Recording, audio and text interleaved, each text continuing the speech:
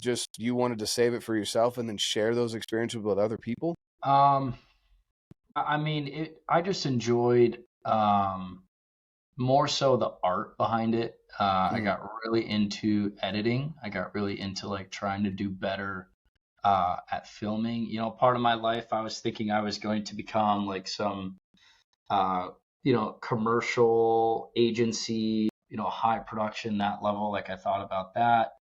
So I really fell in love with the editing and the high quality film and stuff like that. And I, of course, was like broke during all that time. So I had cheaper camera equipment, all that stuff. Like now we got all the fancy stuff or whatever, and I don't even get to play with it, which is fine because, as I progressed, like I know that was the catalyst to get into everything that's going on now. And but yeah, at the beginning, I just really enjoyed. I feel like I'm a creative person, and it was my creative outlet.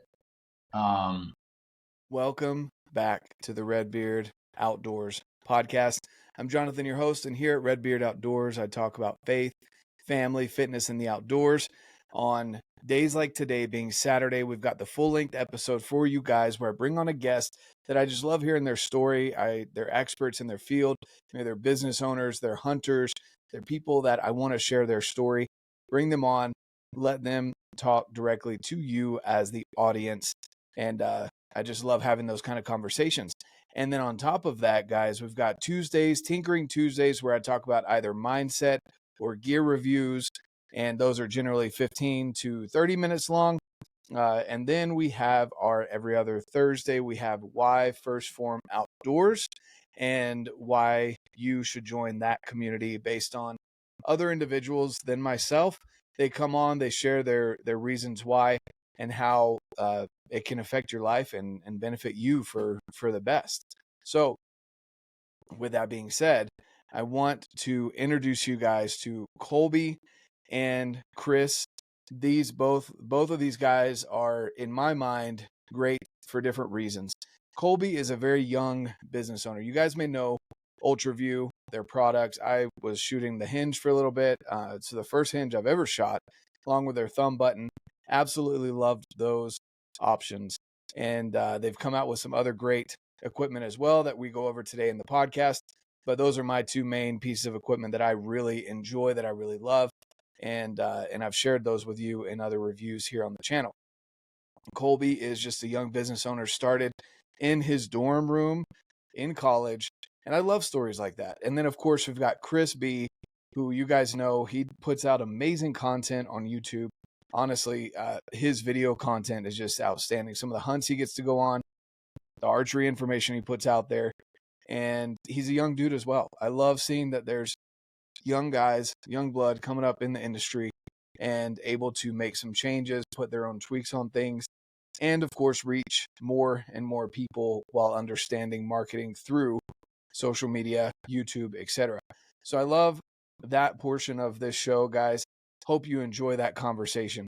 Before we get into that, I want to remind you that we still have, if you're listening on Saturday, you'll have about a week left to get into the Hunt of a Lifetime sweepstakes in Montana, antelope hunt, or pronghorn, whatever you prefer to say, over a $9,000 package. No purchase required. Go check it out in the link down below, guys. Get entered today and share that link with as many people as you can so that everyone can have that opportunity and we can support First Phorm Outdoors and Outdoor Solutions, who is hosting this event and taking care of whoever is the lucky winner. So go check that out, guys. And if you need, of course, any First Phorm products, supplements, micronutrients, hydration, whatever it may be, definitely check out the link down below as well. If you have any questions, feel free to reach out to me. I'm more than happy to talk to you about First Phorm, any products that you may need, you may want and have questions about, anything like that. With the link down below, you'll get free shipping for life on anything over $75 and no energy drinks. So go check it out, guys. Now let's get into this conversation with Kolby and Chris B. Welcome back, everyone, to the RedBeard Outdoors podcast. I have some familiar faces you guys probably recognize. Kolby Hanley, we've got Chris B. These guys are just outstanding individuals, whether it be on YouTube, creating things behind the scenes, awesome products as they've come out with. And for me personally, I'm super interested, and I was mentioning it to them ahead of time, the fact that they're both so young. They're 26 years old, and they've had so much success. So we're definitely going to touch on all of those things, their products, their thoughts behind it, etc. We've got Kolby. Kolby is the CEO and founder of UltraView, for people that don't know who Kolby is. And Chris is BeEREAL. So he's got his own line. He works directly with UV. He's got his own brand as well, and puts a lot of consultant work in with various companies. But guys, first off, again, Kolby, for people that don't know who you are, who are you? That's a great question. We might need a longer podcast. I can give a quick answer to that. I was born and raised in Vermont, which, if you know me, that's kind of unique to my story because Vermont is the middle of nowhere. I transferred to Georgia Tech to get a degree in material science engineering, and that's kind of where I accidentally, started UltraView when I was making just my own archery equipment. And so, looking back on my life, though, ever since a very young age, I've kind of had an entrepreneurial spirit. And so things kind of just lined up to where, my engineering interests meshed with my archery hobby at Georgia Tech. And I got connected with the right people at the right times to be in a position to, grow the company of what UltraView has come to be today. So that's in a very quick nutshell. I'm sure we'll probably dig into more details here as we go on, but that's so kind of you're engineer turned businessman. Yes, very much so. I'm a nerd. Chris will tell you. When we have meetings on new product development, I can see Chris's face sometimes glaze over, and he refers to it as engineering jargon. So yeah. But I've got a couple engineers in my family. They're civil engineers and mechanical engineers, and I'm assuming you were more on the mechanical side with the technicalities there. Yeah, so my specific degree was material science engineering, but there's a lot of overlap with our schooling with mechanical engineering. So a lot of similar classes, same type of thought process and everything. Nice. And growing up in the South myself, I know Georgia Tech's a really good school for that. And so that's awesome that you went from North Vermont, which I've heard is a beautiful state. I've never made it that far north. I've made it up to New York, and the beautiful parts of New York, not necessarily New York City, but I imagine it was maybe even a culture shock moving down south. Yeah, it was definitely unique. I wanted to be somewhere warm. I definitely was not going to live in the Northeast for my entire life. If you had asked me when I was, a teenager, if Georgia was going to be my destination, I would have never guessed it. But here I am. It's warm, and started the business while in college at Georgia Tech, and I'm kind of stuck here for the short term at least. There you go. Love it. Yeah.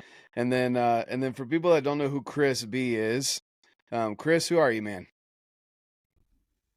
I'm just a YouTube kid with a camera. I graduated to having people follow me around with the camera. Yeah, I guess if we want to talk about how everything started and everything, started shooting competition archery when I was like 12 or 13. The only reason I got into that was because of bow hunting. When I was 10, or really when I was like 8, I started shooting a bow with my dad because he wanted me to get into bow hunting because he was a bow hunter. Grew up in Michigan. And when I was 10, I shot my first deer with the bow. Every year since then, I've at least shot one deer with the bow. So going on 16 years in a row shooting something with the bow.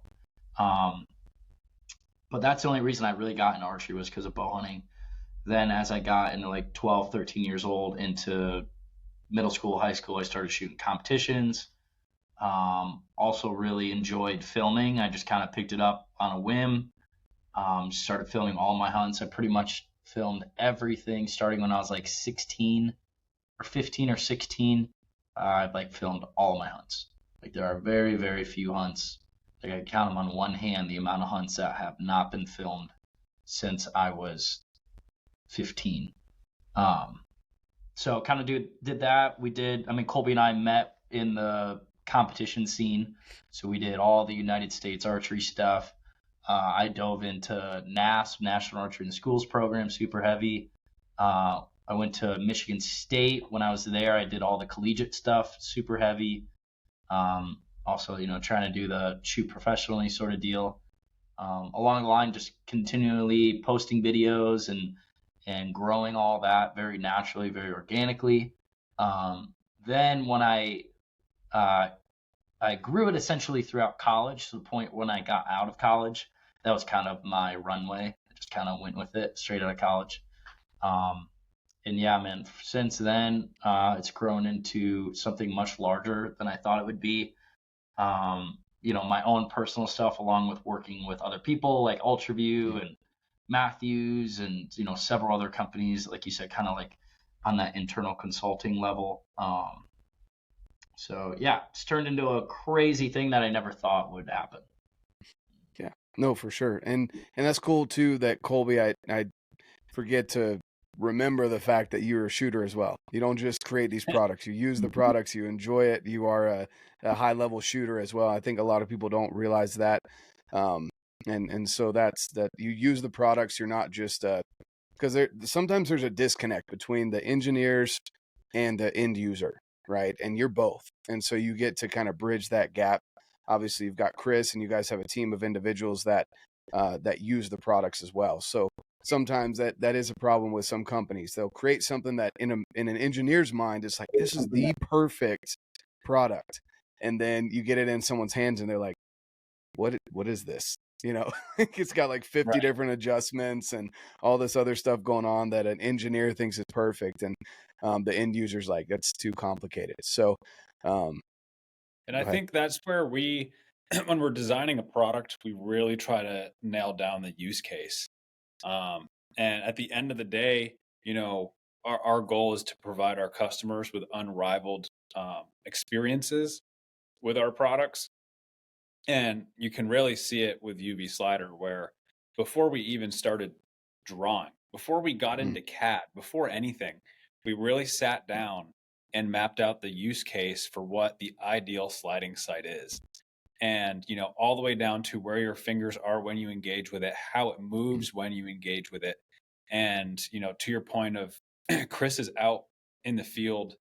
Chris said to me the other day, he hunted over 100 days last year. So he was out hunting over 100 days, and he's out there at the highest level, providing that highest level type feedback to us to iterate and put into the products and squeak this in. And, as a result, you get a much better, more robust, ergonomic, easy to use product out of that. Right. I love that. And I do want to hit on the fact too, that Chris said he's been filming for 11 years of his hunting career, and he's been shooting something with a bow for 16 years. So again, I'm going to continue highlighting this for people that either are younger kids or maybe even people that are in their 30s, like me, just getting into your 30s and thinking, man, these young guys are having this success, this overnight, whatever. Chris has been doing it for literally over a decade. And that's why he is so good at the filming portion. Where the angles are going to hit, the lighting, editing, where to put the camera, how you can be successful with a deer and a camera and a bow, lots of movement going on in the tree. All of those things are after over a decade of experience. Chris has me rethinking my life now, because now I'm wondering how long I've been doing this for. How long have you been filming for, Chris? When was the first time you filmed a hunt? I think I was 15 when I posted to YouTube for the first time, and I was either 14 or 15. Oh, sorry. Big businessman over there. I was 15 I think I was 15 when I recorded my first solo film bow kill. And then since then, since that day, until 2 years ago, I had every single animal I shot with the bow on film since 2 years ago, because I was like, I'm just going to go. I went on a mule deer hunt, just not even filming. Besides maybe some turkeys, but any sort of big game thing, it has been filmed. I've had someone with me. I've had it solo filmed. It's like, 80 or So 90 animals in the last 10 years have been filmed. was your goal just to film your hunts? Like, was that just the... At first, I just really enjoyed it. I enjoyed watching back on it. Some of them I didn't even post. That's the thing too. Early on, I just enjoyed, and that's why I think a lot of people enjoy it now, like solo filming stuff is like, get back to camp, you show your buddies, you could post it on Instagram, you could just show people like your kill shot. That's why I like the phone things on the bow are super nice, because it's like you just want to like capture that moment. A lot of people like black out during that moment, so it's like reliving it or like knowing what happened or whatever, is super awesome. So yeah, at first it's totally for fun. I mean, it still is for fun, obviously, but there's more along to it. But that's the biggest thing I think when talking, if we're going to go down this route of like what the younger generation or what even someone new just trying to get into it, trying to find instant success. There's a couple channels or whatever I've talked to or mentored or whatever you call it.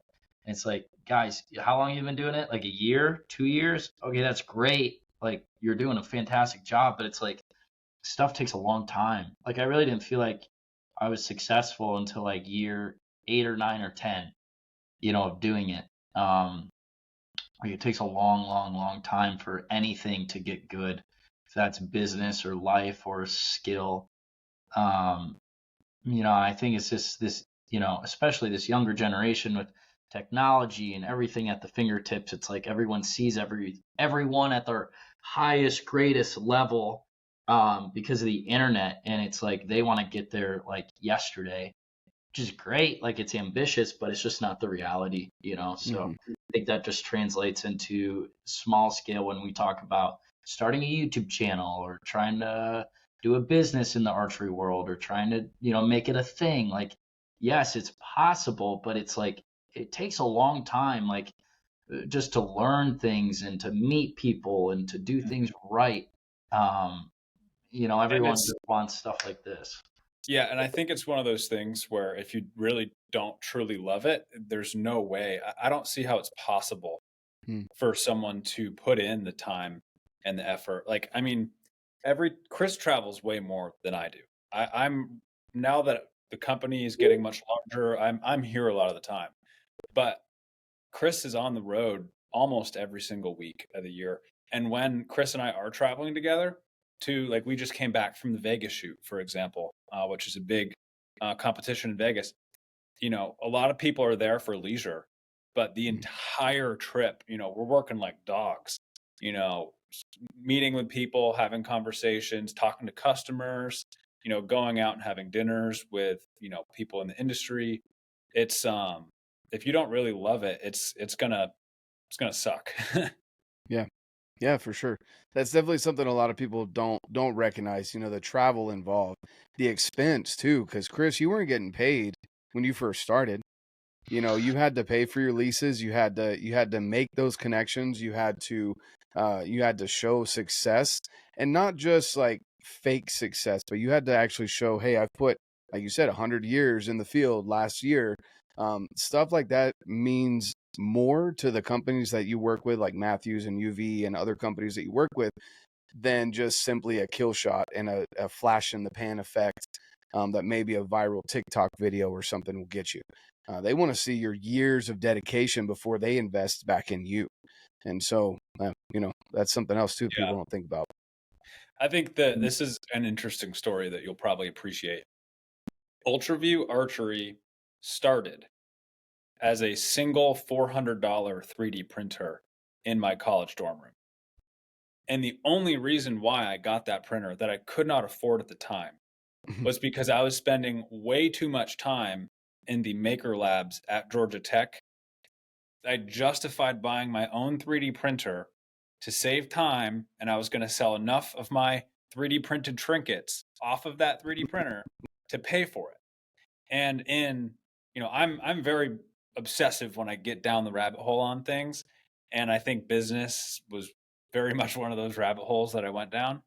And within, I think, 3 months, my single $400 3D printer had ballooned to racks of 3D printers running 24/7, selling grips and release accessories. And, I would be waiting all day long to fulfill orders and be up till 1 a.m. in the morning packing orders and shipping them out. And it was like a drug. I just couldn't get enough of it. But, I think it was 2017. I don't want to think how long it's been, but 2017 is when I bought that 3D printer. And I have been manically trying to scale this company, as fast as we can while maintaining quality and good customer experiences. And we've just now gotten to where we are, which I think we're, this month we're hiring our 50th employee. And we have been working as hard as we possibly can since 2017. And this is as far as as we've gotten. It's not an immediate thing. Yeah, exactly. And that's cool to hear too. Again, people don't see all the behind the scenes stuff. They don't see the, maybe a little bit of debt that you had to leverage or things to be able to get that printer that then multiplied into multiple printers. The idea of putting your product out there, the thought process behind sending a product to someone and then hoping that everything goes the way it's supposed to go so you don't get that negative feedback. And if you do get the negative feedback, what's your plan for that? Things like all of that stuff, the 1 a.m., 2 a.m., the sleepless nights, running on 48 hours with maybe an hour of sleep because you fell asleep in your food at lunch, stuff like that. Right. People don't see those things. And, again, going to Chris with the travel, it's funny because some of the videos you can kind of tell near the end of the season, sometimes Chris is tired. Like you can just tell.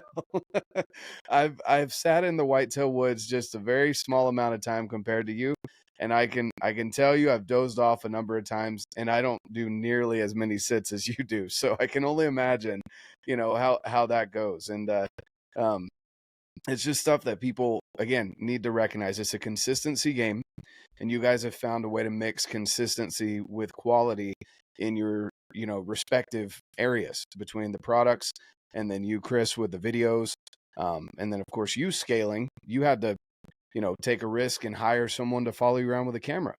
You're hoping that you don't have to train them on what angles to get, and there's stuff like that. It's funny because I'll go to a shoot and I'm like, I'd take all these pictures for everyone else, pictures, little clips, videos, and stuff that I can throw together for short form content. And then I realize I get home, I'm like, I don't have anything of me.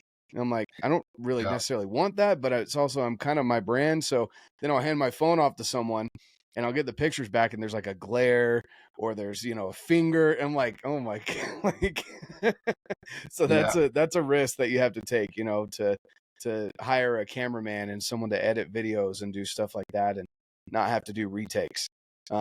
Make sure you don't double click the record button, stuff like that. All of those things are things that people just see your successes and they're like, wow, that's awesome. They're young. I can do it too, which is cool, but recognize all the work that's going in behind it. Yeah. And I think one of the things, at least like mine and Chris's like working relationship, but one of the things we do really well is we're both able to dig into our passions. Like Chris, through and through, diehard bow hunter. Like if he could hunt 300 days a year, he would, and my passions are very much the nerdy engineering, product development. I very much love marketing, like high level marketing, taking products to market, how you're taking this product that your team works so hard on and it's the best product in the industry. How are you taking that to market? What's your strategy? And we both able to double down on our passions and then work with each other to fill in, kind of the holes. And I think at the highest level, that's one of my responsibilities at the company is you hear it all the time in business. You have to have the right people in the right seats. So you got to make sure you have a person fulfilling a job duty that they love doing and they're fantastic at. So they're double downing on it consistently. And I think, Chris and I work together really well in that because, he'll come in and dump a mountain of information on us on a new product that we're developing. And then we'll take that behind the scenes for several months, work on it, churn on it. And then it's just this volley back and forth. And, by the time we're done volleying, we've, developed something like this that is, unmatched and really quite stand out. Exactly.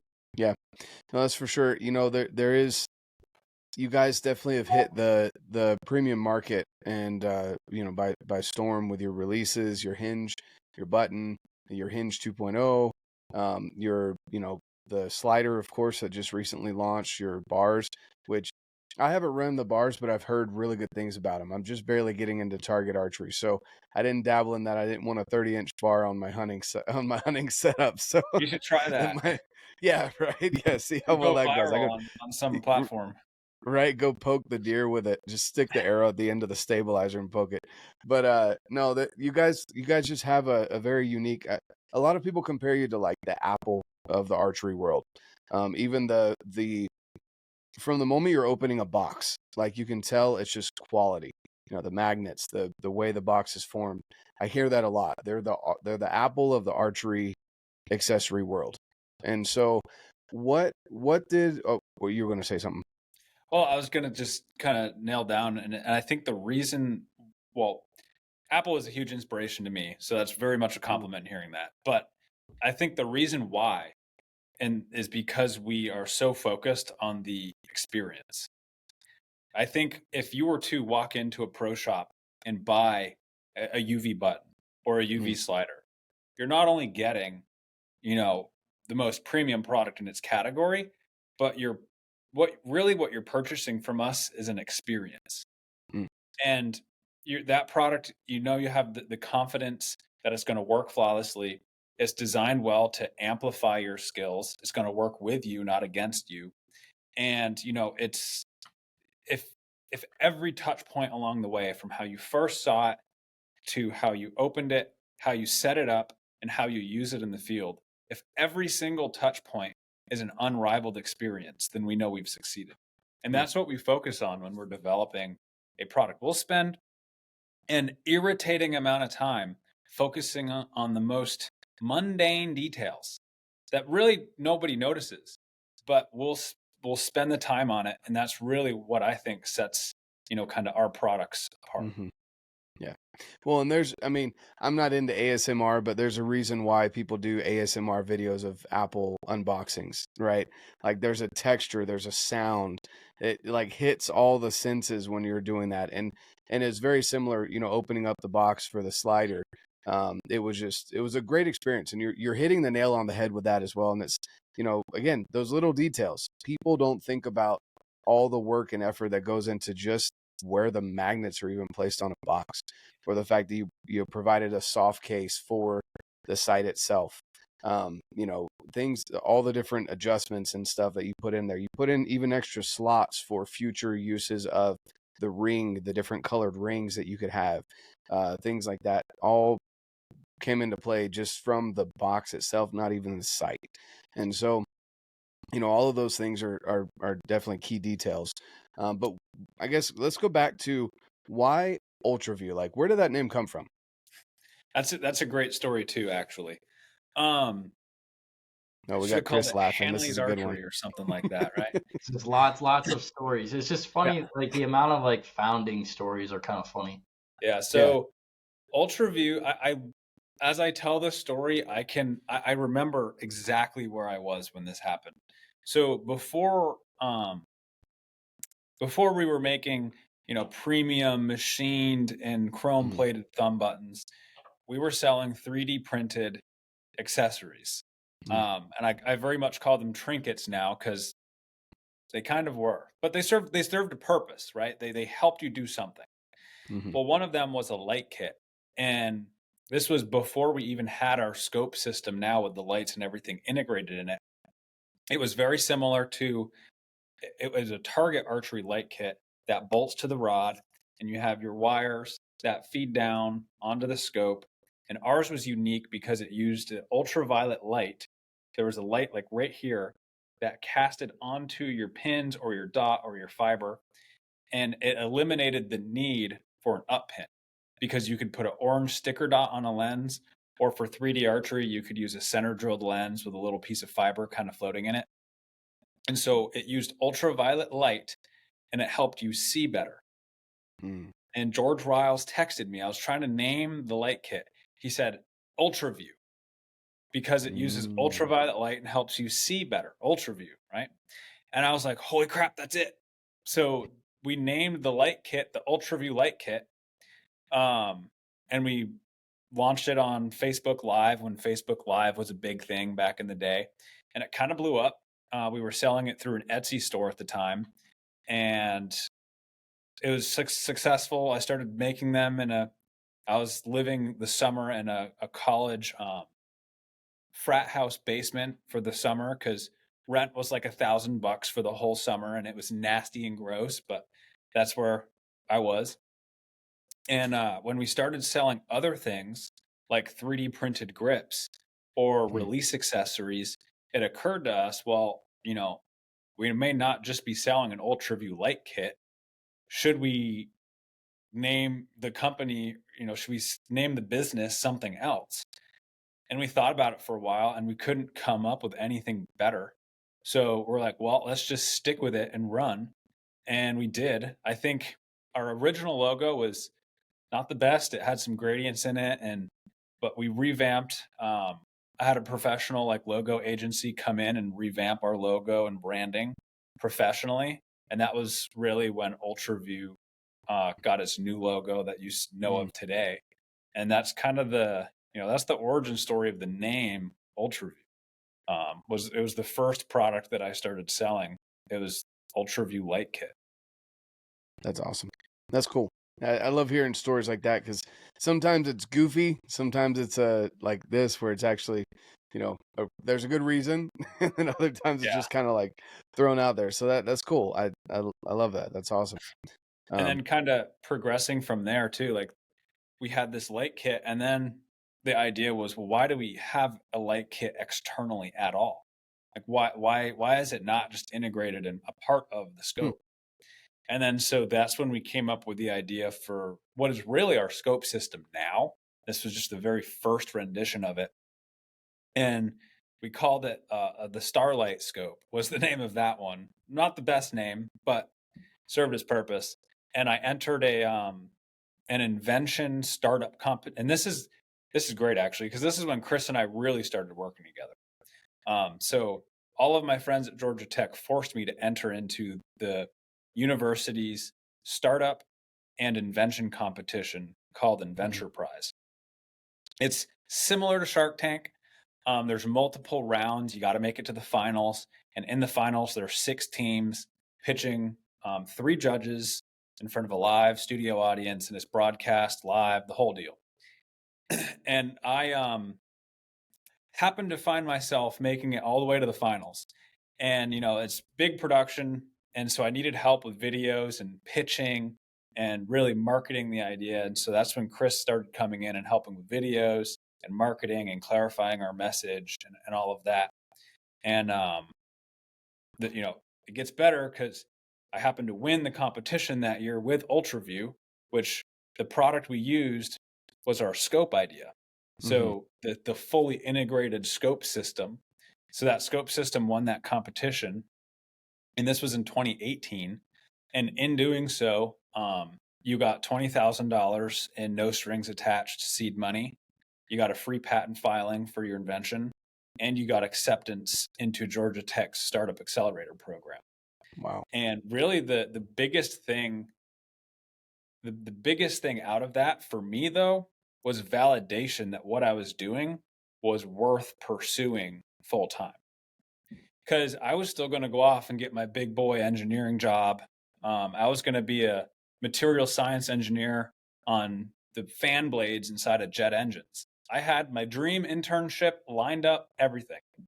Wow. And winning that competition was enough for me to go, all right, I should pursue this full time because I have something special here. And that's when, I really jumped in full force, worked in college growing it. So for a while there, I had a nighttime job in downtown Atlanta at a convention center while taking full-time classes at Georgia Tech, doing undergraduate research and 3D printing these light kits on the side. Wow. It literally put me in a hospital, and that's a whole other story. Brief interruption, guys. I know you're enjoying this episode. It is such an awesome conversation getting to talk to Kolby and Chris, hear about their business ventures as such young individuals. Again, I love stories like this where they find something they want to change, they want to make different, and they go for it. They go all in. And I'm sure Kolby's wife is maybe not as appreciative of that, but she definitely appreciates his drive, I'm sure. And Chris is just absolutely dedicated to what he does. So with that being said, hope you guys are enjoying this conversation. I want to remind you of any type of gearing up that you're needing to do for the off season. Any gear that you've seen me talk about, use, review, from GoRuck to BlackOvis to Camo Fire to any of the strings that I use on my bow, arrows, things like that. Go check out the links down below. You will be able to find a discount. It will support us here at the channel. It will also get you some money saved and support the partners of this show, which is just a win-win-win in my opinion. So with that, appreciate you guys. Leave us a subscription down below, and leave a comment. Any questions you may have for Chris, for Kolby, whoever it is that we are speaking with on the channel in the episode that you're listening to, definitely leave a comment, like the video, and let other people know about it and where to come for that. Thank you so much, guys. Let's get back to the conversation with Chris and Kolby. But I had to stop one of my 4 things. So I stopped working nights, but it wasn't until 2020. January of 2020 was the first month that I could actually go full time, because I graduated in December of 2019. So January 2020 is when, we set up shop in the corner of George Riles' archery shop at the Archery Learning Center down here in Atlanta. And I had my first couple hires. And ever since 2020, it's been lights out. I've been obsessed about it 24/7, go, go, go. And that's really when we started becoming the UltraView that you know today. I love it. So, I mean, I don't love the fact that you got in the hospital, but the rest of the story, is pretty awesome. Again, hitting on the fact that you literally had to be hospitalized. You were putting so much effort into this. Again, it wasn't just as simply you picked up an iPhone and started doing stuff and found a cool printer, and like you hired Chris to help out with videos. You found someone that was into archery and into videography, and you were so dedicated to what you were doing, and you had the easy route off right here to your left, right? The route that you'd already planned. The door was open for you. You had your internship. You had everything lined up and ready to go. And a lot of people would take that easy route. Yeah, I mean, that's really, yeah. I remember, like I said, I remember where I was when the word UltraView came across my text message with George. I also remember exactly where I was when I decided that I'm going to do this UltraView thing that's kind of taken off. Yeah. Yeah. So that, that's, I don't know. I love stories like that because it just, most companies, and I'd say all of the ones that I know of that are genuinely successful and find consistent success, not just the flash in the pan, the viral video kind of success, but consistent year over year growth, started with something very similar. The owner of, oh, go ahead. I was going to say, and I think it's in my nature to just work myself to death, until I just can't anymore. And I'm forced to take care of myself. Right. But I think it's, I can see it in Chris too. Like if we did not love what we were doing, and don't get me wrong, I've thought about giving up. I've thought about quitting, desk flipping, screw it. I'll hire a CEO or I'll sell the company. Like I'm getting out of here. This sucks. But then when you actually pause and think, I could not draft a better job, better dream job for myself. And it's a lot of hard work that sucks most of the time. It literally feels like I drive in on Monday and someone kicks me right in the nuts. And that's how I got to start my week. And well, you have Billy, so I'd imagine that happens actually every once in a while. Yeah.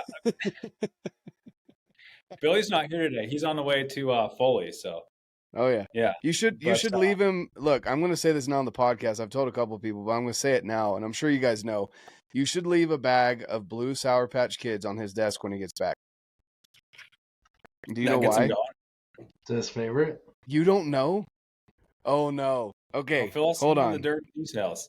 Yes. So now everyone listening is going to know, and Billy's going to hate me for this. he cannot eat anything that is blue.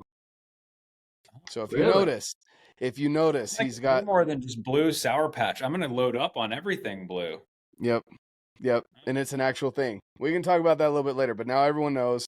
Billy's gonna be mad at me, but that's fine. Well, Billy's already gonna be mad because I came in and our media room where if you ever see Billy like doing a tutorial or anything, they have it set up just right in here, and I just came in and moved everything around to set up for this. So, but if anyone knows Billy's sense of humor, that's what I mean. When you feel like you've been kicked in the nuts Monday when you walk in the office, he probably does do that just to get you going for the day. So that's it's kind of his role, right?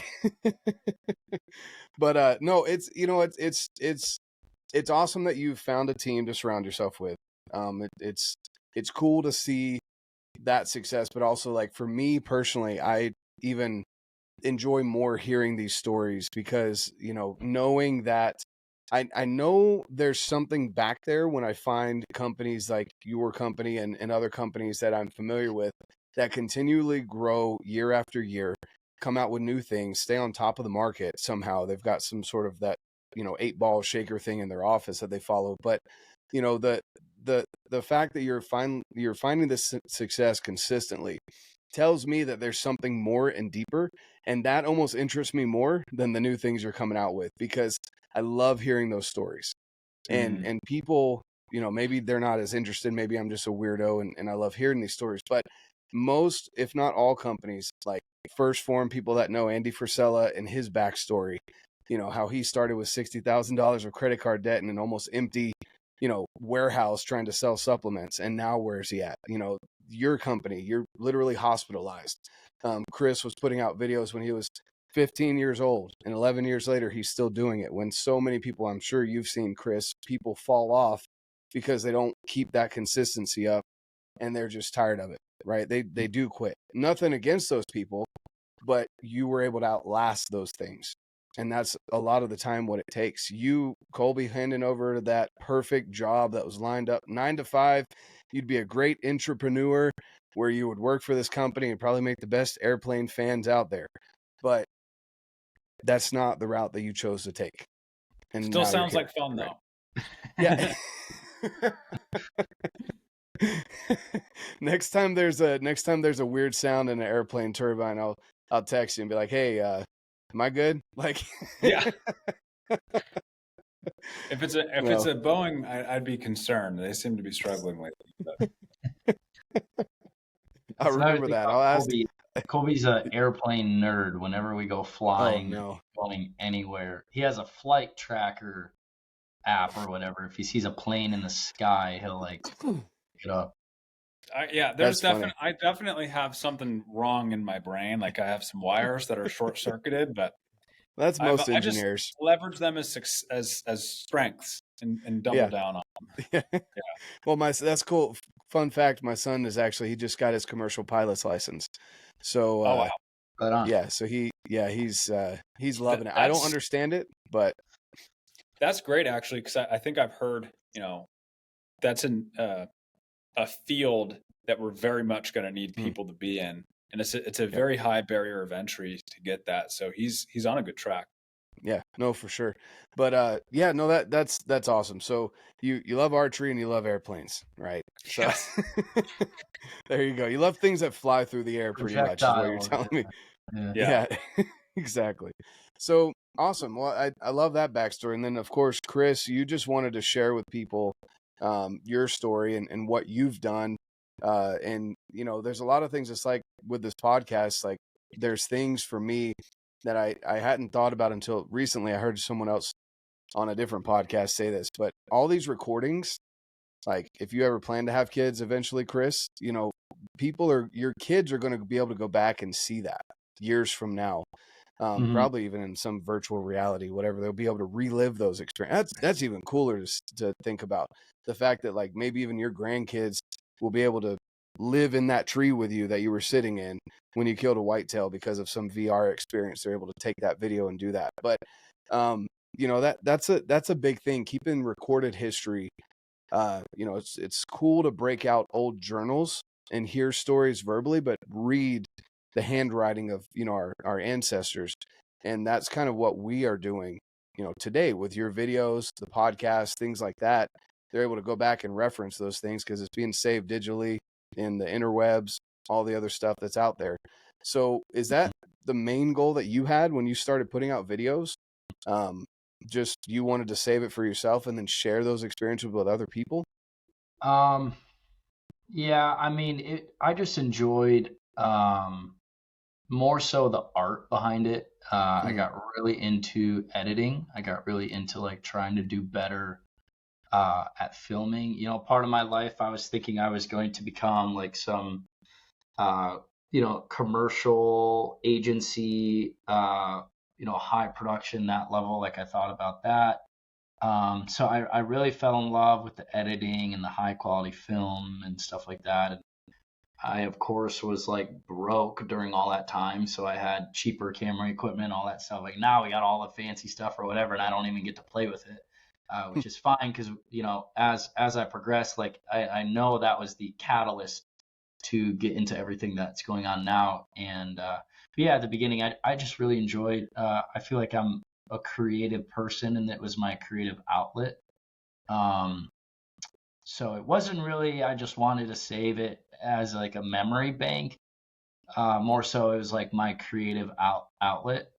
I think it was more that direction, and it just kind of, posted, people liked it, and we just kept running with it. Like, I mean, there was no method to the madness for a long, long time. It was strictly, do I personally think it was cool? Do I personally feel like someone would like this? That's what it was. There was like, do I like it? Okay, yes or no. Let me change it to how I like it. For the longest time, that's literally what it was. Especially for the hunting stuff.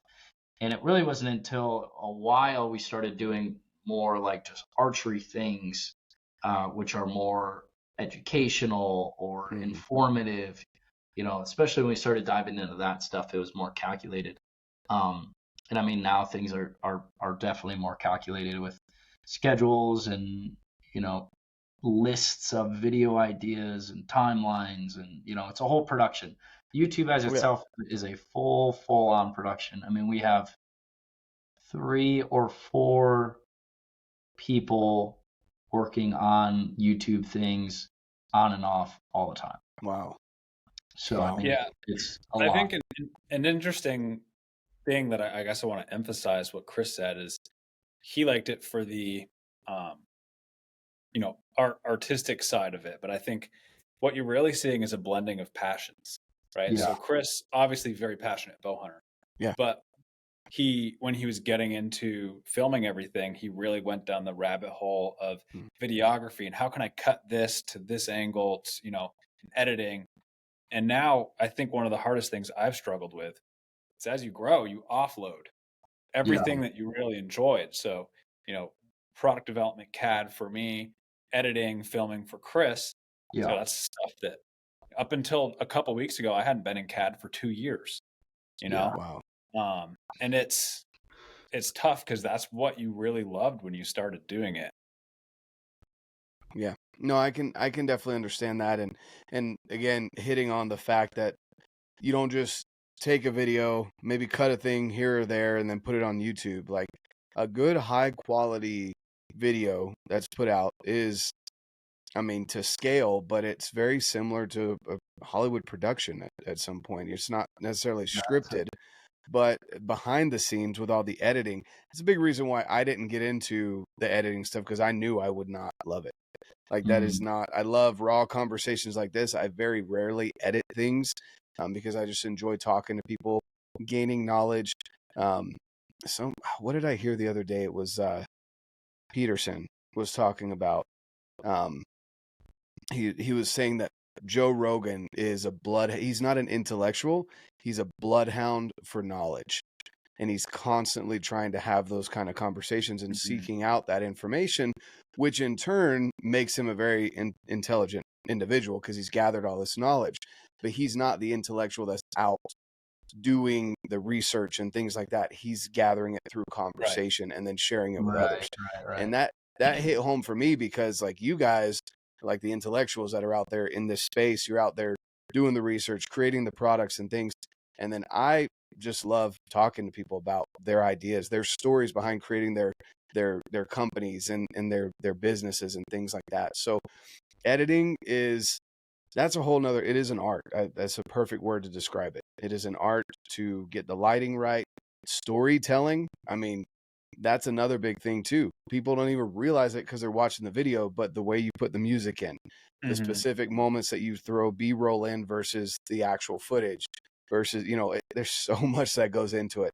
I have a huge respect for anyone that puts any kind of long form content out that's any quality whatsoever, because that takes a lot of hours and hours and hours get condensed down to 20 minutes like that.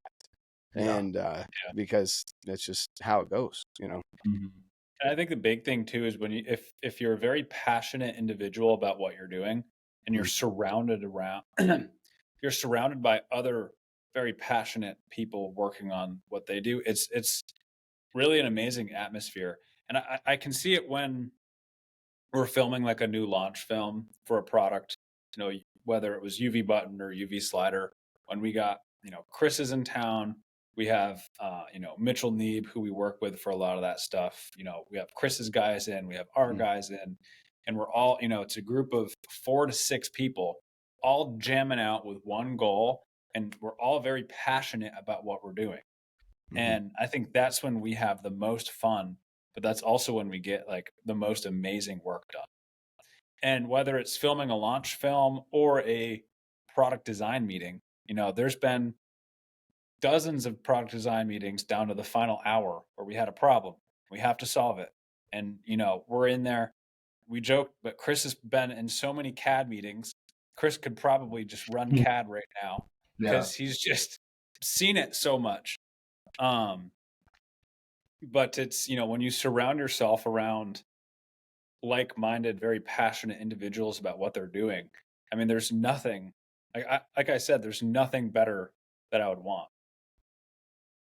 Yeah, no, I couldn't agree with you more. That's getting a good team around you is key. And also, of course, the offloading thing can be hard. I think part of it is because you are passionate about it, but also, like, no matter how many good references or whatever the resume is, it's hard to trust someone new with your baby, whatever that baby is. And then also hoping that whatever the hours that they're putting in aren't in vain because they turn out maybe a video that is their taste but it doesn't follow your brand, or whatever it could be. There's so many different things that go into it. So I think that's a skill in and of itself to be able to delegate well. Right. And I guess since I'm going to throw this in too, since we're talking about it, if anybody listening is getting jazzed up and this sounds like, something that you'd want to be involved in, and you are a hyper passionate, hardworking individual, UltraView is hiring like crazy. Yeah. It's literally the only thing limiting our growth right now as a company is how fast we can hire people. And whether, your background is in sales, customer service, marketing, operations, I mean, we have pretty much every position open in every department right now. We're bringing on general assemblers literally by the dozens. Like we've had meetings with the county to how do we get enough quality people in the door fast enough. So if you're, in the Georgia area and any of this sounds interesting, shoot us an email, careers@ultraviewarchery.com. Check LinkedIn, check Indeed for job postings. Because we're hiring like crazy. Yeah, and you're a young company. That's the other thing too, is I love seeing young people bringing in, this information, because, there's a lot of good companies out there. There's site companies that have been around for years, but a lot of them, they either get too big and they stop. I don't know if they necessarily stop, but it's so much red tape you got to get through to innovate something new, to change what the current status quo is, that, when you've got a company like yourselves that come in and you don't have any status quo to begin with, you're setting it up.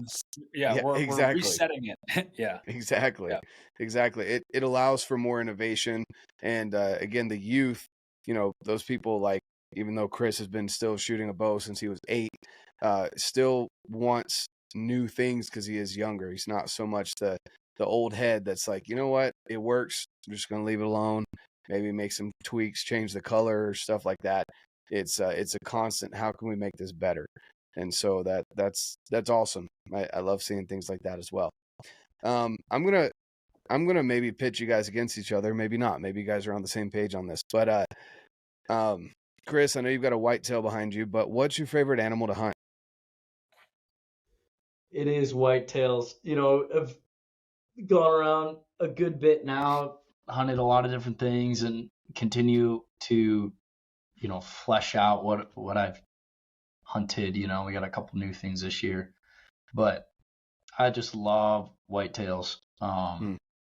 Grown up doing it. If I had to choose one thing forever and always, it would definitely be that. Okay, cool. You're gonna love my answer. All right, let's hear it. 50-meter target face, world archery style. Okay. All right. Kolby doesn't do a whole lot. He's very, very greenhorn. Yeah, I got into archery through the competitive side. So, you know, I went down that rabbit hole real heavy, but we try to get one good hunt in a year. I've always dreamed about, like, if I could, although I'd never have yet, but if I could I just know I'd be elk. Like, if I could get one good elk hunt in a year, like, that's exactly, you know, elk or mule deer, you know, out west, like hiking through, like fighting for it. You know, I'm not the guy that is just going to sit there patiently, you know? So. Yeah, no, that's awesome. I love it. And, you know, so a 50-meter target face, you know, I haven't even thought about that. I just know about the indoor stuff that's 20 yards. So do you prefer compound or recurve? Oh, definitely compound. Okay. Have shot a recurve maybe 4 times in my life, but I think as my I'm trying to figure out how I can work in more like 50-meter outdoors, because that's my, like, if I could just be in my backyard, bare feet in the grass, shooting arrows at 50, like, that's my, like, I could do that all day, every day, and just never stop. Like, that's really what I just loved it. So outdoor target archery, like world archery style, is my, you know, you got the wind. It makes it a little more difficult and exciting than the boring indoor faces.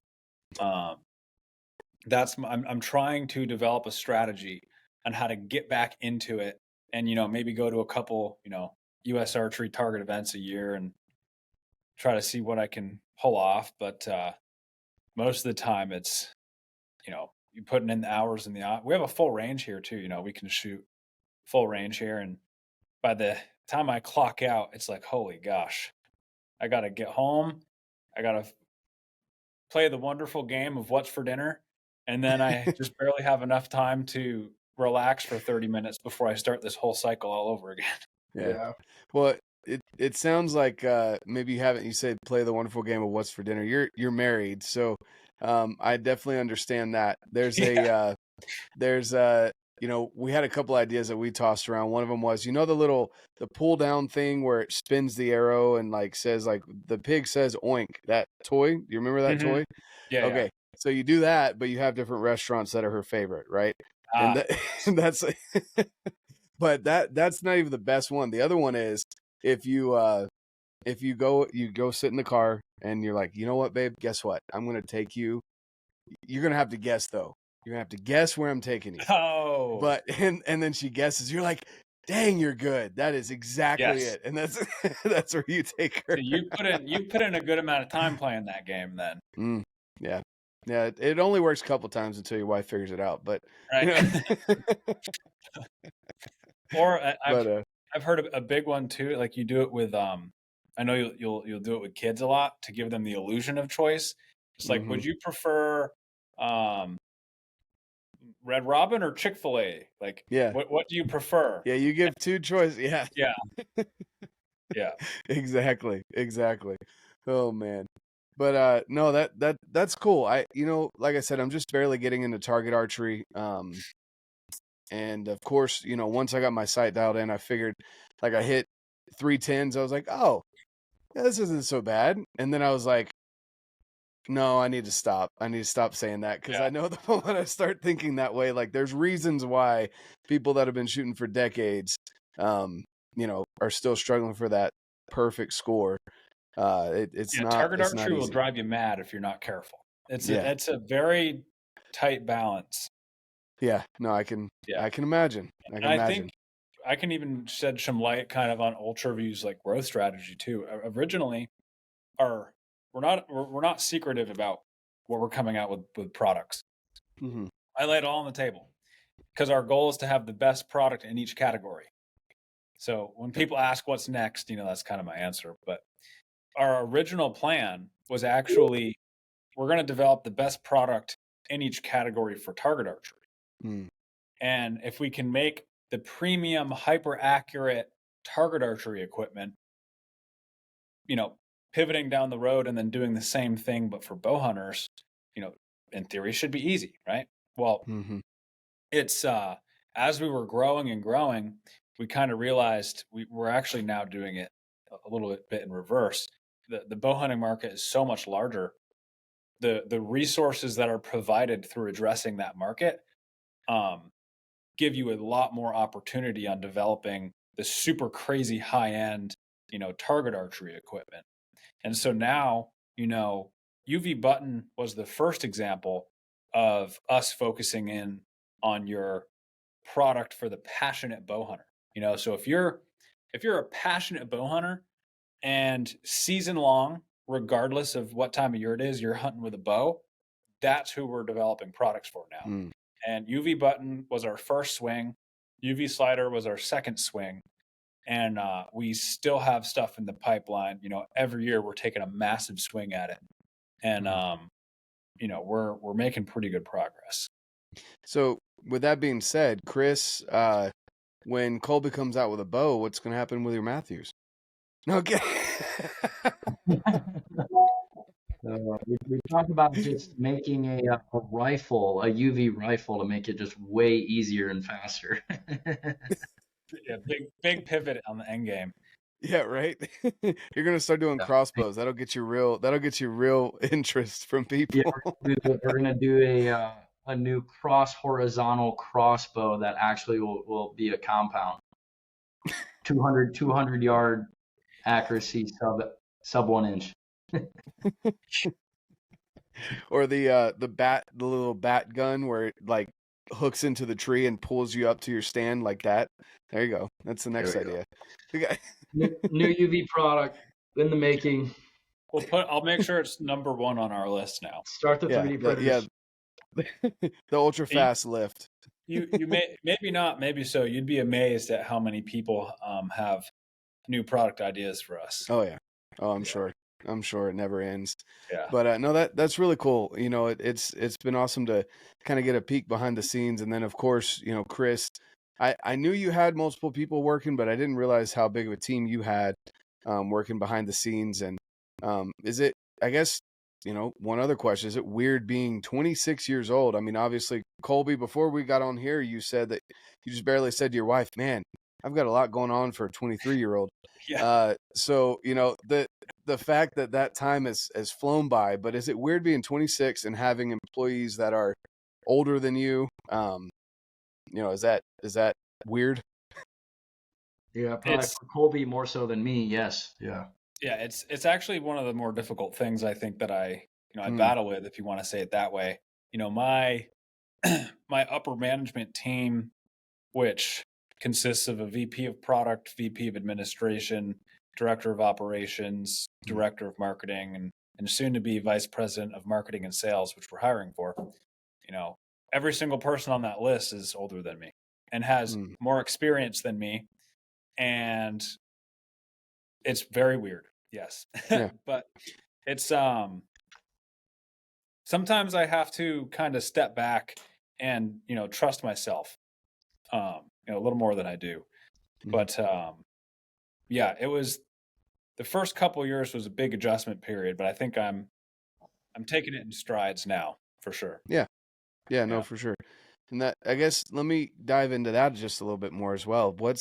What is your way of, because, obviously you've got a lot of big ideas and you're young, right? So you've got a lot of energy, you've got a lot of passion, and you've grown this company. You were there when you bought your first 3D printer, and a lot of these guys weren't, but you obviously hired them because of their experience and you want their their help. How do you walk that balance for, for people that are out there, whether they're younger than their employees or the same age or even older than their employees? How do you take a step back, and even, I'll just say it, the ego gets in the way? How do you let your ego kind of move out of the way so that you can in turn, just say, hey, I really respect their opinion. I know they know what they're doing. I'm going to trust them, and also take their feedback, even though I may feel like I'm right. How do you do that? No, it's hard. And a lot of times I'll swallow my pride sometimes. Like I'll challenge the guys, if they feel very strongly about something, I'll make them prove me wrong, and if they prove, like, and that's why they're there sometimes too. Like if they prove me wrong, then have at it, and I'll be like, you're right. Let's move forward on it. But it's the team here. You're not going to last very long here if you don't share a very similar value set to everybody on the team. And, we have 3 values. They're pretty easy. It's passion, grit, and growth. Yeah. And if any of those don't jive with you, then this is not going to be a great environment to be in. Like I said, my analogy about Mondays was pretty accurate. Every week there's a curveball, there's a massive problem, and there's always more than one at the same time. And it's, you got to fix this, and it's absolutely exhausting. But no, I have a team of great people, a lot of great experience on the team. They've contributed substantially. Yeah. No, that's awesome. That's awesome. And again, I just asked that because I could see that being a struggle for people. Whether you're younger, and it's also older. one of those things too, where when I do make, sometimes I'll put my foot down and make a firm decision. Yeah. But at the end of the day, I mean, it's all on my shoulders anyway. If it's a massive screw up, well, it's on me, and I'm still gonna, the company is still gonna move forward, but it's, I'm gonna kind of take it in the face, Yeah. So there's high risk, high reward is very much a real thing, and we're walking that line every day because we're growing leaps and bounds. We were the 235th fastest growing private company in the country last year. Wow. Out of, if you don't mind me asking, how many? I mean, all of them, like tens of thousands of them. Right. That's what I'm saying. Just to scale it. I mean, everybody has to apply to the Inc. 5000 list, but it's pretty wide. I mean, if you're a lower middle market company that's scaling rapidly, you're applying. And, every year we've been in the top 500, which, even being in the top 500 is kind of a big deal. And, right. We're blood, sweat, and tears, passion, grit, and growth through and through. That's how we're getting it done. That's amazing. Yeah, I just asked for scale for people because I mean I have a general idea myself. Being into that, creating businesses and stuff world. But yeah, being 235. Like it can't be publicly owned or a subsidiary of a publicly owned company. Okay. Like there's certain guidelines. There's a certain size criteria too. Like you can't be a $100,000 mom and pop side business applying with high growth rates making the list. Right. Like there's a bottom ceiling that you have to meet. But no, we're over here making waves, and in a couple years, UltraView is literally going to be everywhere. Yeah, no, I don't doubt it. You guys are doing amazing work. To be honest with you, it's impressive to see, and again, I think even more so impressive to see how young you guys are. It's just it's most 26-year-olds right now can't even figure out what degree they want. And I just thought of something on that again too. Like Chris and I we met through competing, like even before the whole Inventure Prize thing and me needing help with marketing and storytelling and videoing things. Like every summer we'd see each other competing at these events. And when Chris started his venture, or when I started UltraView immediately out of college, because of our traveling, we were traveling the world. Chris went to China to compete. You know, I had gone to Europe and South America. In our phone contact list, we already had the presidents, CEOs, or owners of pretty much every major archery company that is in business. And so when we did start, you know, networking or coming out with products, or, you know, Chris, when he started publishing a lot of his, you know, videos, we were able to be connected with everybody because we were already networking and building relationships in the industry for, I mean, 10 years before, Yeah. you know, we really started. No, that's awesome too. Yeah, it's definitely that's definitely a help, you know, to be able to have those people, and it seems like such a big industry, but it's really not. Everyone seems to know everyone, and knowing those people, you know, they're not, most of the time. There's some out there obviously that are maybe not so nice, but for the majority of owners, they know what it takes to grow a company. They know what it takes to get to that role, and they respect the hustle that you're putting in, and so they're willing to talk with you and not necessarily just view you as competition, but even how you can raise the tide of whatever industry it is that you're in. And if it's people that are, you know, obviously talking down to you or being jerks to you, then maybe you don't even want their opinion, to be Yeah, honest, you know. I see it as, I see the industry as a rising tide raises all Mm-hmm. ships. Mm-hmm. I really do. And I think the more we think that we're competing against each other, the worse it is for archery as a whole.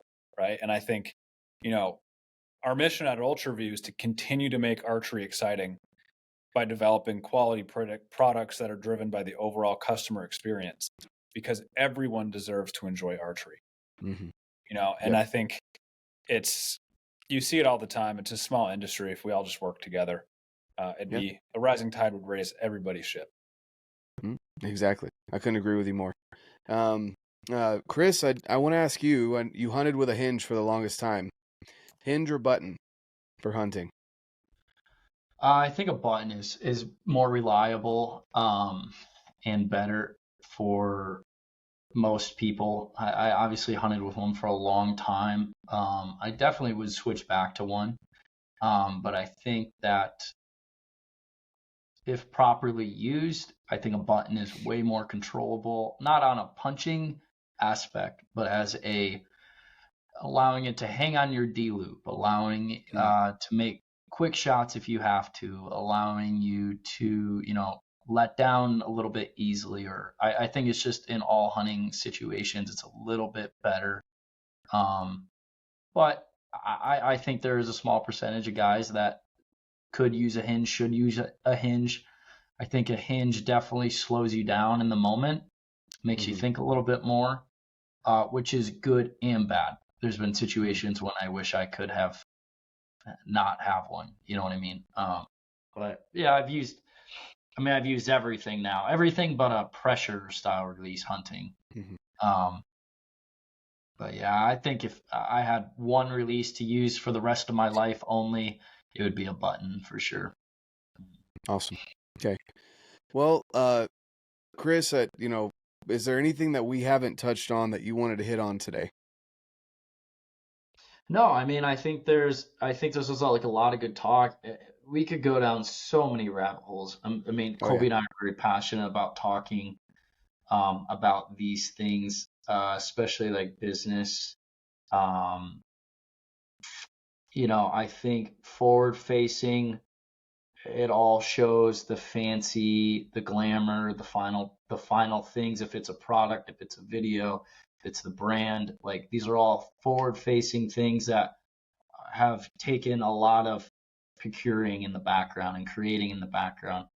So I love talking about it. You know, I love talking with new YouTube channels and new guys and bouncing things around. I love talking with businesses on marketings and product launches and all product development and, you know, all that stuff. So there's so many rabbit holes we could get down. You know, I think you could choose one topic and have a whole conversation about it. But yeah, I think going back to, I think maybe the guiding leading question of this whole thing of like all this stuff takes time. If you're getting into the space, if you're wanting to pursue a career in the outdoor or the archery world, it's very, very doable. It's also very, very small. and it also takes a lot of time. Like there's so many baby steps that you can grow into this space, from a lower level position, straight out of college, working for a company, to starting your own YouTube channel on the side as you have a full-time position, starting something in high school, starting something in college. And there's so many different routes that all ultimately lead you to the same path. But I think it all takes time. It's a staircase. You know, it's not an elevator, it's a staircase. And I think that goes with a lot of things. There's no overnight quote unquote success, but there's a lot of false success, because it all takes time. You know, it all takes expertise. You need to be very knowledgeable about these things in order to have a really good solid foundation. I mean, Kolby and I are like lifers, especially me. I'm going to be a lifer forever. Like I'm always going to be bow hunting. I'm always going to be doing archery. So I'm in it for the long haul for sure. And I just started, you know, I think why it's maybe difficult, you know, I've had this conversation with a lot of people, why it's difficult to feel like this younger generation, people in their 20s, should be, you know, doing all these crazy things. I just started at such a younger age. Like I started where a lot of people would have started at 22, 23, 24, getting out of college. Like I started just at 14, 15, 16. So I just, you know, I should be, you know, mid 30s. Like you see a lot of these guys, call it TV, YouTube, people in the outdoor space that are doing these grand things. They're in their mid 30s or 40s. And that's just because they started in their mid 20s. You know, I just started in 15, 16 years old, you know, met the right people, did the right things, and it just set me ahead 10 years, I guess. So if you're 15 or 16 right now, there's no better time to start if you think this is what you want to do. And I see a lot of younger guys that are in high school, right out of high school, grinding, doing the work that, you know, I hope they stick with it, because they're going to have a huge competitive edge on everyone around them. Yeah, and I think you've hit it on the head as well, and you seem to be a pretty level-headed guy, and in your past videos, just going back and get some clips at him, like you didn't seem to be that guy that was, obviously there's a level of competition, there's a level of you want to compare yourself to others, that's just natural for us as human beings, but you don't seem to be that guy that's like anti this or anti person. You want to see other people succeed, and even though you want to succeed better than they do, which I think you should, if you're a competitive person, right? Anyone should feel that way, but you don't tear people down. And I want to highlight that for young kids as well, because that is a natural tendency, especially in high school, where it's already such a dog eat dog world in high school. You know, if you start to get into anything competitive, you're taught that they're the enemy. And there's a healthy level of, you know, comparing yourself and wanting to be better. You know, it's more of that almost sibling rivalry where you're like, I'm going to beat your tail, but I'm going to lift you up afterwards, right? And that kind of deal. And so you seem to portray that, and I appreciate that, especially for the young kids out there that, you know, I just wanted to clarify that for them as well. Yeah, well, thanks. I appreciate that. And I think the biggest thing is not when you put yourself out there. I mean, I'm sure you've experienced this. You get comments, you get feedback, you get all sorts of things from all angles. You know, people that haven't talked to you in forever reach out, good or bad, whatever. You always need that North Star. And, you know, I think that's why starting at a young age, I did not do this to try to make it something. It just turned into something. I always have that North Star of I want to make great things, and kind of my mission statement that has been created over the years is we grow archery and bow hunting in everything that we do. And if it is not in that guideline of what we do, we will not do it. So if I know that what we are doing is ultimately going to make the sport greater, if it's going to make the audience bigger, if it's going to lift people up, do whatever, educate people, then I'm not doing anything wrong. I don't care if you think so or not, the 1% of people that voice their opinions on that. And I think that's where a lot of the hate and a lot of the this is wrong or whatever, it's like there are people out there that are doing things wrong, that are telling people to do wrong things, that are, I believe, are bad for the sport. But I am not going to voice my opinions on them, at least, you know, in a video or publicly or whatever, because that is just bringing the limelight of bad. We're not, any PR, any sort of talking, good or bad, promotes it. I try to ignore as much as possible.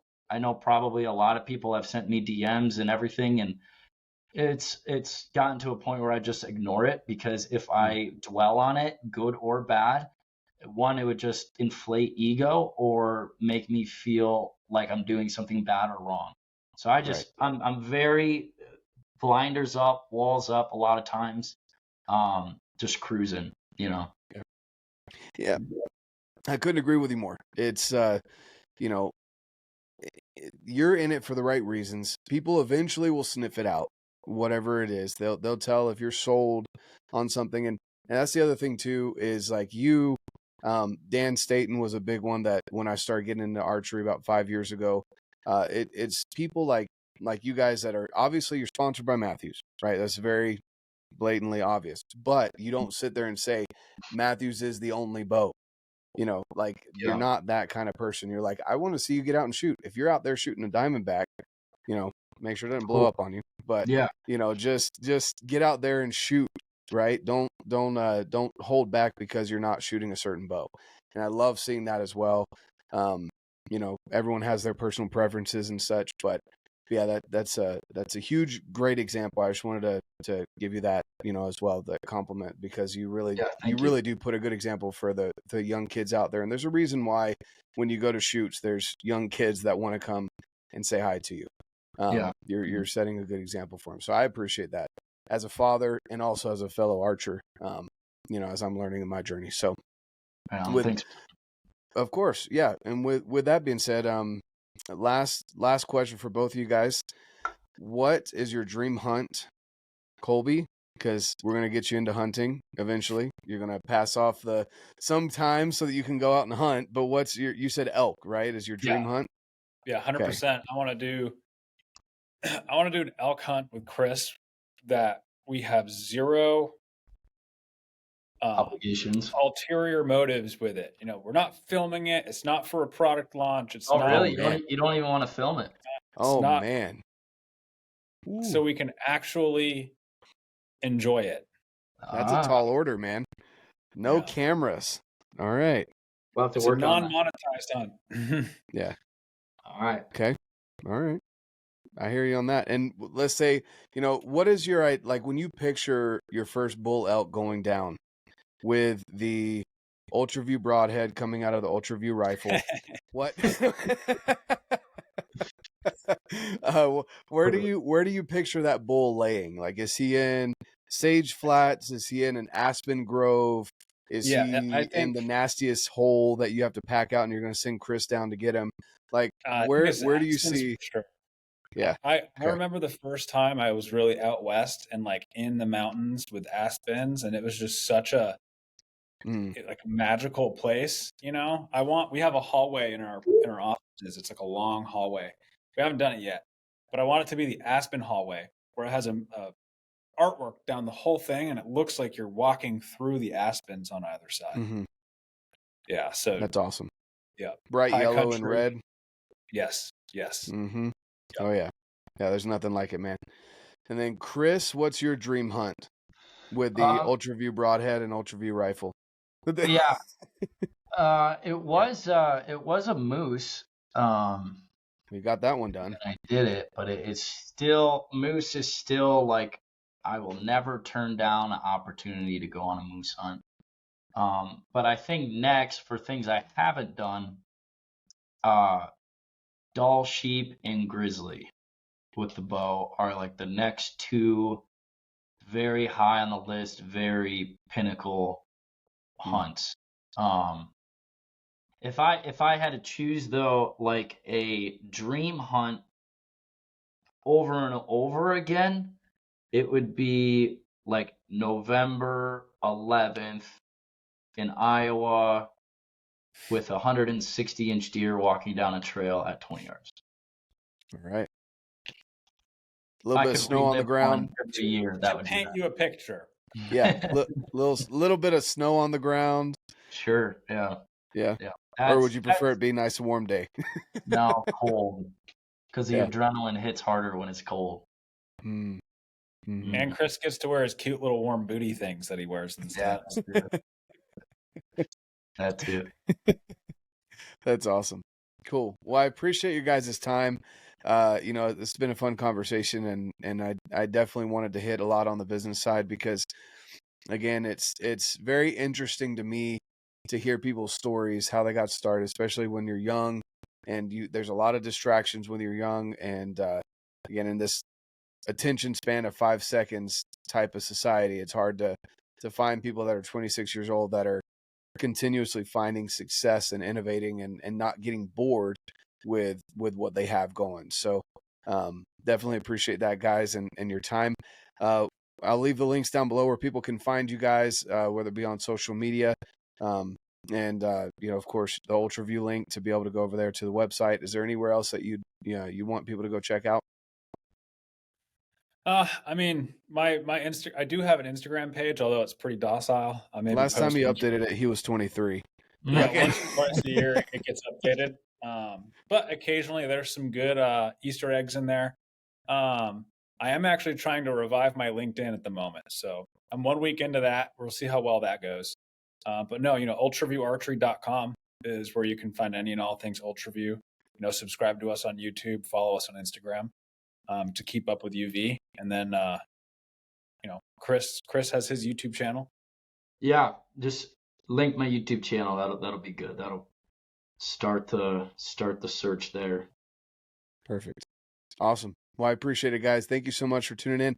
And for everyone out there listening, check out the links down below so you can see what UltraView's got going, what Kolby is constantly innovating and creating, his little trinkets all the way up to a brand new site. And Chris out there slaughtering those whitetails and putting out videos. So definitely check it out, guys. Hope you have a fantastic rest of your day. And like I always say, get out, live your life, and love it. Hope you enjoyed this conversation with Chris and Kolby, two young guys getting after it, changing things the way that they want things to be changed in the archery industry and what they're doing with business. Again, I love seeing young business owners going all in and being successful no matter what it is. So with that being said, guys, hope you enjoyed that conversation. Don't forget to get entered into the sweepstakes with Outdoor Solutions and First Phorm Outdoors. The link is down below. We have less than a week now that you're listening to this podcast to be able to get entered. Over a $9,000 package. You don't want to miss out on this hunt of a lifetime in Montana. Also, guys, get into the First Phorm Outdoors Facebook group. I'm going to leave that link down below. Obviously, no purchase required to get in there. We want you in there so that you can find people that you can relate with, group up, find people that you can go out and mountain bike with, hike with, camp with, hunt with, fish with, whatever it is that you enjoy doing so you can get out and enjoy more and experience more of what it is that you love in the outdoors. All of that to be said, guys, I appreciate you. I appreciate your support. I appreciate the growth that we continue to have here on the channel. Thank you so much. I really do appreciate you. Now, hope you have a fantastic rest of your day. Get outside in this beautiful weather as we're getting into the swing of summer. Hope you're able to get after whatever it is, again, that you enjoy in the outdoors. And let's have a good one. With that being said, of course, get out, live your life, and love it.